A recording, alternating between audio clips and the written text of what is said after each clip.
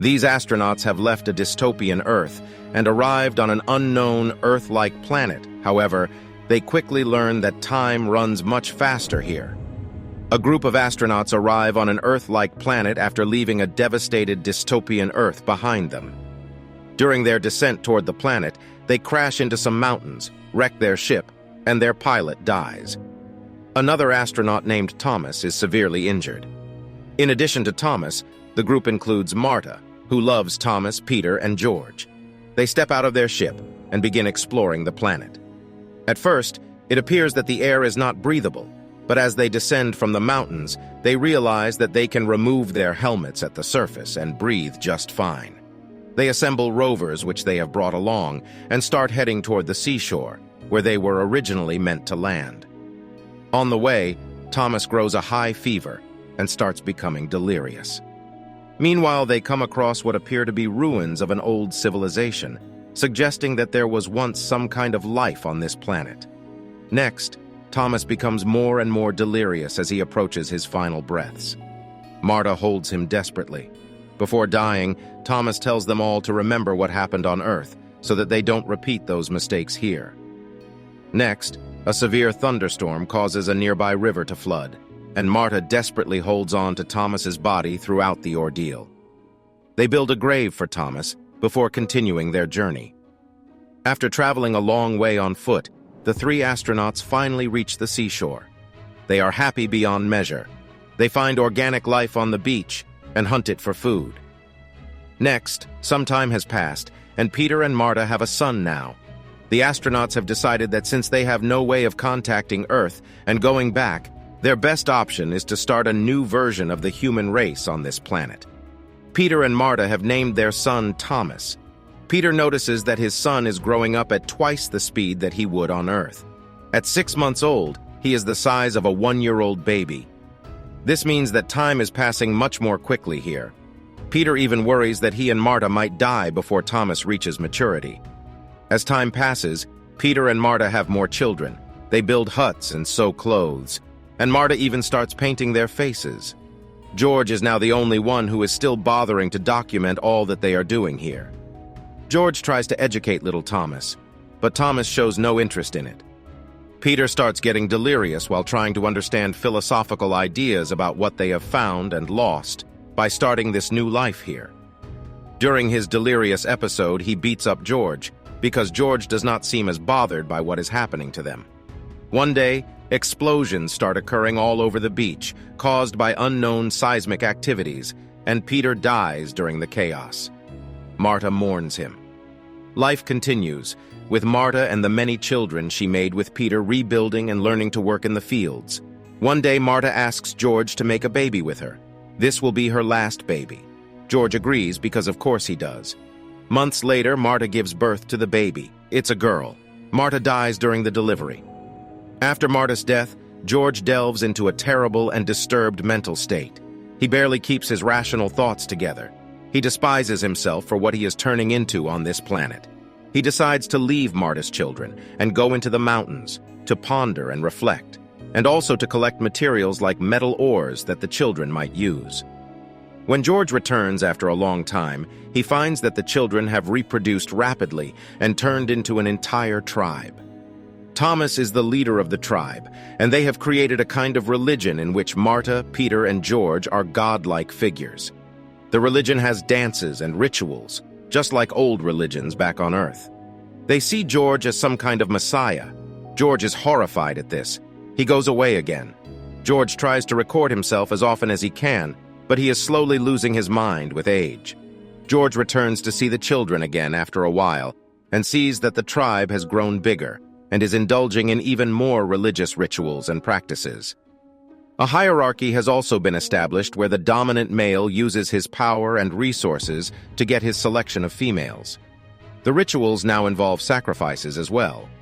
George realizes that these children need guidance and embraces his role as a demigod to be a figure of influence among them. He also does it to look after Ada, his daughter from Marta. One day, Thomas II arrives and seeks George's blessing because he is about to take his men and embark on a journey across the ocean. He believes that there are other lands across the ocean and that on bright days, he's even seen beings moving there. He wants to expand his territory. George tries to warn him that there might not be any lands across the ocean, but Thomas II is insistent. George gives him his blessing. He and his men build boats and embark on the journey. Sometime later, Thomas II returns all by himself. He is deeply shaken. He tells George that he found lands across the ocean where entire cities have been built, but the cities have been destroyed and taken over by monstrous creatures that have wings and have only one large eye in the center of their face. He says that the creatures are coming here now to attack them. George leaves. He meets with the original Thomas corpse one last time and proceeds to return to the site of their rocket ship crash. In his last days, he manages to use the scraps of the crashed rocket to build a mini-rocket, using which he sends the video drive containing all the videos that he has recorded on this planet back to Earth, in order to tell them about what is happening here. The people remaining on Earth receive the videos many years later and decide to send an astronaut to the alien planet. The astronaut is a man named Mark. As Mark arrives on the alien planet, there are priests already waiting for him because Mark's coming has already been prophesized. He is prophesized as the victor, who will liberate the humans from the Sherns, the bird-like monsters that came and enslaved humans back in the time of Thomas II. Mark is surprised at this and tries to convince the priests that he is human just like them, but they do not believe so. Upon Mark's arrival, the Sherns start waging war on the free humans while trying to capture Mark. Battles wage all around as the priests try to take Mark to the underground settlement where the free humans live. Mark gets injured in one of the battles, and the humans carry him underground. The humans tell Mark all about how there is an entire church dedicated to him in the cult of George. They tell him how the prophecies mention his arrival.